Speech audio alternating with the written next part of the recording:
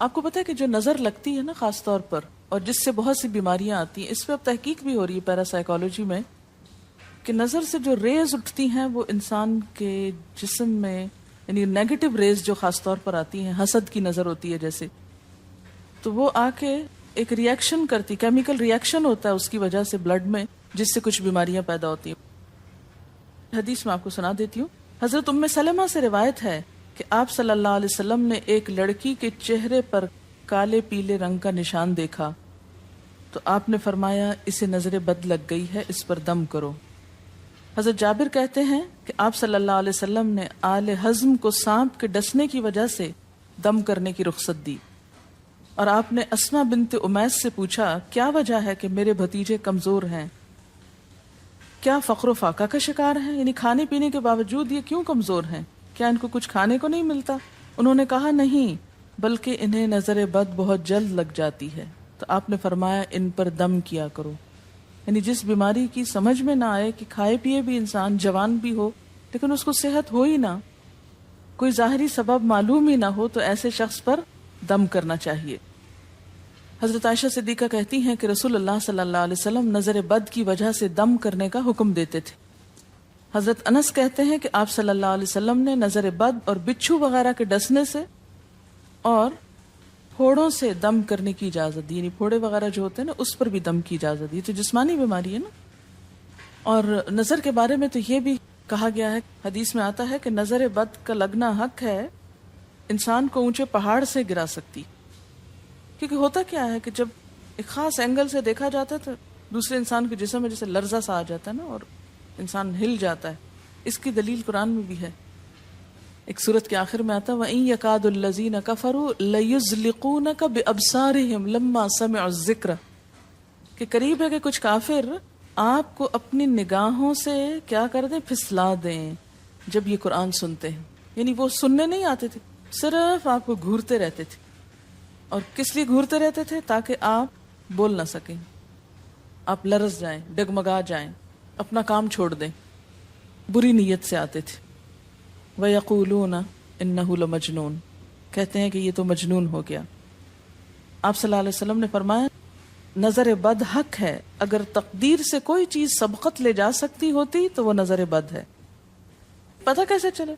چل جاتا ہے، پتہ کیوں نہیں چلتا؟ مثلاً آپ کو بچہ ہنس رہا تھا، کھیل رہا تھا، دودھ پی رہا تھا کہ اچانک کوئی شخص آیا اور جب وہ اٹھا تو بچے نے شور کرنا شروع کر دیا، اور پتہ چل جاتا ہے۔ بعض اوقات گھر ہی کے لوگوں کی لگ جاتی، بعض اوقات محبت سے بھی لگ جاتی، کہ بچہ کھیل رہا تھا، آپ دیکھتے کہ وہ گر پڑا، اچانک رونا دھونا شروع ہو گیا، سر پٹ گیا۔ حدیث میں آتا ہے نظر بد انسان کو موت تک اور اونٹ کو ہانڈی تک پہنچا دیتی ہے۔ اونٹ کو ہانڈی تک پہنچانے کا مطلب کیا ہے؟ ذبح کرنا پڑ جاتا ہے، تڑپنے لگتا ہے۔ آپ صلی اللہ علیہ وسلم نے فرمایا اللہ کی قضاء اور تقدیر کے بعد سب سے زیادہ نظر بد کی وجہ سے میری امت میں اموات ہوں گی۔ آپ صلی اللہ علیہ وسلم نے فرمایا نظر بد سے اللہ کی پناہ طلب کیا کرو، کیونکہ نظر بد کا لگنا حق ہے۔ اسما بنت امیس نے آپ سے گزارش کی کہ بنو جعفر کو نظر بد لگ جاتی ہے تو کیا وہ ان پہ دم کر سکتی ہیں؟ آپ نے فرمایا ہاں، یعنی ایک عورت بھی دم کر سکتی ہے، اور اگر تقدیر سے کوئی چیز سبقت لے جانے والی ہوتی تو وہ نظر بد ہے۔ آپ نے فرمایا بے شک نظر بد انسان پر اثر انداز ہوتی ہے، حتیٰ کہ اگر وہ ایک اونچی جگہ پر ہو تو نظر کی وجہ سے گر بھی سکتا ہے، یعنی فزیکلی بھی اثر انداز ہوتی۔ اور آپ دیکھیں کہ وہ قرآن پاک میں نہیں آتا وَمِن شَرِّ حَاسِدٍ إِذَا حَسَدَ، اور حاسد کے شر سے جب وہ حسد کرے، تو نظر بد ہوتی کس کی ہے؟ حاسد کی ہوتی۔ بری نظر کس کی ہوتی ہے؟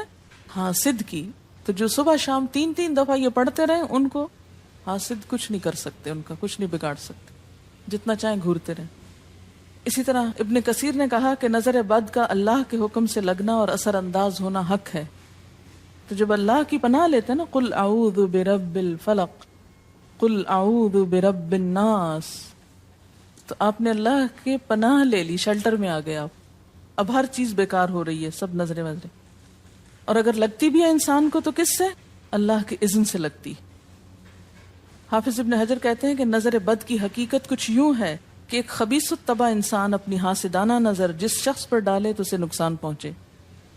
ابن قیم کہتے ہیں کچھ کم علم لوگوں نے نظر بد کی تاثیر کو باطل قرار دیا ہے، اور ان کا کہنا ہے کہ یہ محض توہم پرستی ہے اور اس کی کوئی حقیقت نہیں، لیکن حقیقت یہ ہے کہ یہ لوگ سب سے زیادہ جاہل اور ارواح کی صفات اور ان کی تاثیر سے ناواقف ہیں، اور ان کی عقلوں پہ پردہ پڑا ہوا ہے، جبکہ تمام امتوں کے عقلاء باوجود اختلاف مذاہب کے نظر بد سے انکار نہیں کرتے. یعنی صرف اسلام میں نہیں، دیگر مذاہب میں بھی یہ کانسیپٹ پایا جاتا ہے، اگرچہ نظر بد کے سبب اور اس کی جہت تاثیر کے سلسلے میں ان میں اختلاف ہے. پھر کہتے ہیں اس میں کوئی شک نہیں کہ اللہ تعالیٰ نے جسم اور روحوں میں مختلف طاقتیں اور طبیعتیں پیدا کی ہیں، اور ان میں کئی خواص اور اثر انداز ہونے والی کیفیات ودیت کی ہیں. آپ دیکھیں کہ لو چلتی ہے تو اثر نہیں ہوتا، اس کا بھی تو اثر ہوتا ہے نا، حالانکہ وہ نظر نہیں آ رہی ہوتی. اور کسی عقل مند کے لیے ممکن نہیں کہ وہ جسموں میں روحوں کی تاثیر سے انکار کرے، کیونکہ یہ چیز خود دیکھی اور محسوس کی جا سکتی ہے. اور آپ دیکھ سکتے ہیں کہ ایک شخص کا چہرہ اس وقت انتہائی سرخ ہو جاتا ہے جب اس کی طرف وہ انسان دیکھتا ہے جس کا وہ احترام کرتا ہے، اور اس سے شرماتا ہو، اور اس وقت پیلا پڑ جاتا ہے جب اس کی طرف ایک ایسا آدمی دیکھتا ہے جس سے وہ ڈرتا ہو. یعنی جس سے آپ ڈرتے ہیں وہ آپ کو دیکھے تو آپ کا رنگ پیلا ہو جاتا ہے. فرمایا یہ سب کچھ روحوں کی تاثیر کی وجہ سے ہوتا ہے، اور چونکہ اس کا تعلق نظر سے ہوتا ہے اور اس لیے نظر بد کی نسبت آنکھ کی نظر کی طرف کی جاتی ہے، حالانکہ آنکھ کی نظر کچھ نہیں کرتی، یہ تو روح کی تاثیر. یعنی نظر یہ نظر نہیں ہے صرف، بلکہ اندر سے روح یا احساسات ہیں جو ٹرانسفر ہوتے ہیں. آپ دیکھیں کہ محبت کی نظر کیا اثر نہیں کرتی؟ کرتی ہے نا. اسی طرح نفرت کی، غصے کی، اور آپ کے چھوٹے بچے خاص طور پہ نظروں کو بہت پہچانتے ہیں.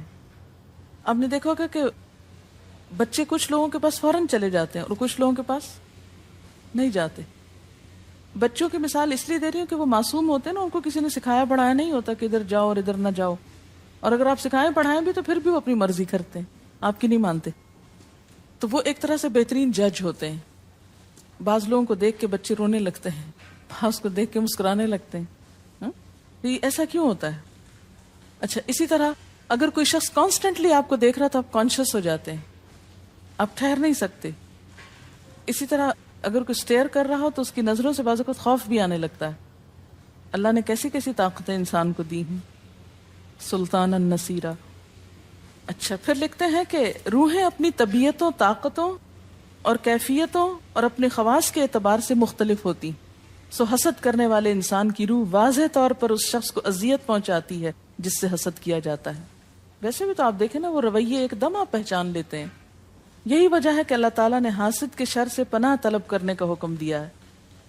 حاسد کی تاثیر ایک ایسی چیز ہے جس سے وہی انکار کر سکتا ہے جو حقیقت انسانیت سے خارج ہو.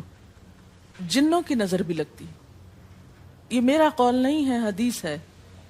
حضرت ابو سعید خدری سے روایت ہے کہ رسول اللہ صلی اللہ علیہ وسلم جنات اور انسانوں کی نظر بد سے پناہ مانگتے تھے.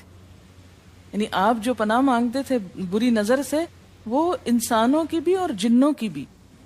پھر جب معوذتین الفلق اور الناس نازل ہوئی تو آپ انہی کو پڑھتے اور باقی دعائیں آپ نے چھوڑ دی تھی. یعنی قل اعوذ برب الفلق، قل اعوذ برب الناس، پھر سب چیزوں کے شر سے بچنے کے لیے کافی. یاد رکھیے بعض اوقات اپنی نظر بھی لگتی ہے، خود کو بھی نظر لگتی ہے. اسی طرح جب لباس اتارا جاتا ہے نہانے کے لیے مثلاً، تو اس وقت بھی دعا سکھائی گئی. بسم اللہ پڑھنی چاہیے، بیسیکلی بسم اللہ پڑھ کر اتارنے چاہیے. اور اس کے علاوہ اعوذ بکلمات اللہ التامات من شر ما خلق بھی پڑھ سکتے ہیں. آپ کو معلوم ہے کہ ٹوائلٹ میں جانے سے پہلے بھی دعا سکھائی گئی، کیونکہ جنات کے ٹھکانے گندی جگہوں پر ہوتے ہیں. اللہم انی اعوذ بک من الخبث والخبائث، خبیث جنوں اور خبیث جننیوں، خبائث سے تیری پناہ میں آتا ہوں. یہ دعا کیوں سکھائی گئی؟ اسی لیے کہ اگر آپ وہاں پر موجود ہیں اور خصوصاً اگر آپ بے لباس ہیں تو بھی ایسی چیزوں کی نظر بھی لگ سکتی ہے اور وہ چیزیں اثر انداز بھی ہو سکتی ہیں. اسی لیے بلا ضرورت تنہائی میں بھی بے لباس ہونے سے منع کیا گیا ہے. بعض لوگوں کی عادت ہوتی ہے نا کہ وہ نہانے بیٹھتے ہیں تو وہی کپڑے دھونے شروع کر دیتے ہیں، اور نہیں، بس فوراً اپنے آپ کو ڈھانکنے کی کوشش کریں. بلا ضرورت زیادہ دیر بے لباس نہ رہے. ایک حدیث میں آتا ہے، ابو امامہ کہتے ہیں کہ میرے باپ سہل بن حنیف نے غسل کا ارادہ کیا اور جب قمیص اتاری تو عامر بن ربیعہ ان کی طرف دیکھ رہے تھے. ان کا رنگ انتہائی سفید تھا اور جلد بہت خوبصورت تھی. عامر نے دیکھتے ہی کہا، میں نے آج تک اتنی خوبصورت جلد کسی کنواری لڑکی کی بھی نہیں دیکھی. ان کا یہ کہنا تھا کہ سہل کو شدید بخار شروع ہو گیا. چنانچہ نبی صلی اللہ علیہ وسلم کو یہ قصہ بتایا گیا اور آپ سے یہ بھی کہا گیا کہ سہل کی حالت یہ ہے کہ وہ سر بھی نہیں اٹھا سکتا. آپ نے پوچھا، کیا تمہیں کسی پہ شک ہے؟ انہوں نے کہا، جی ہاں، عامر بن ربیعہ پہ ہو سکتا ہے. آپ نے انہیں بلوایا اور ناراضگی کا اظہار کرتے ہوئے فرمایا، تم میں سے کوئی ایک کیوں اپنے بھائی کو قتل کرتا ہے؟ کیا تم بارک اللہ نہیں کہہ سکتے تھے؟ اس لیے اب غسل کرو. اور اس غسل کا پانی کس پہ ڈالا جائے؟ جس کو نظر لگی.